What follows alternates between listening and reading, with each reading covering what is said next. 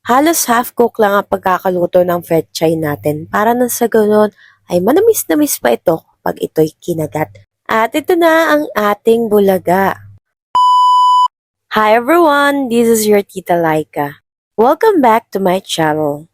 At isa na namang episode ng ating Cooking with Love by your Tita Laika. Tita Laika.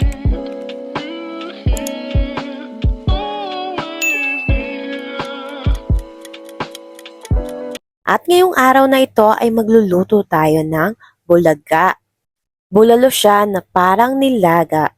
Kadalasan naman ang pinagkaiba ng nilaga at bulalo ay meron itong bawang. Nakita nyo na ako before magnilaga and for today's video ay gagawa tayo ng bulaga at samahan nyo ko tuklasin kung paano ang pagluluto ko ng bulaga. Una kong ginagawa ay piniprito ko ang ating mga baka. Kapag ito ay nag-brown na, ay inahango ko na ito at maglalagay tayo ng mantika sa ating kaserola. Sunod nating gagawin ay magigisa tayo ng bawang. Kapag nag-golden brown na ang ating bawang, ay maglalagay na tayo ng sibuyas. Igisa lang natin itong maigi at kapag mabangong mabango na ang ating pampalasa, ay ilagay na natin ang ating karne. Pagkalagay natin ng karne, ay lagyan natin ito ng tubig. Papakuluan lang natin ito ng 30 to 1 hour.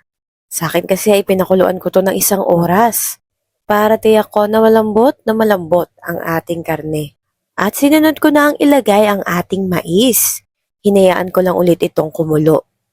Nagdagdag na rin ako ng tubig dahil nga kumuunti ito dahil sa tagal ng ating pagpapakulo. Sinunod ko na rin ilagay ang ating patatas. Naglagay na rin ako ng beef cubes para mas malasa ang ating bulaga.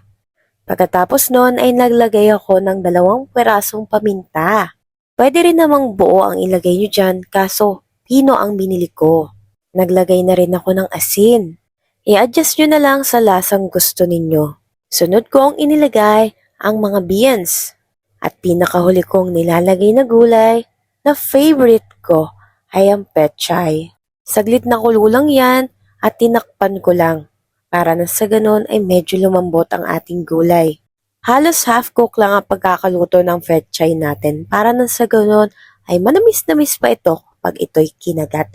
At ito na ang ating bulaga.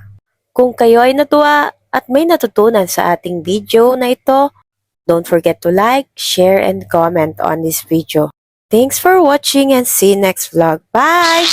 Thanks for watching. Share. Don't forget to like, comment, and subscribe. See you next vlog.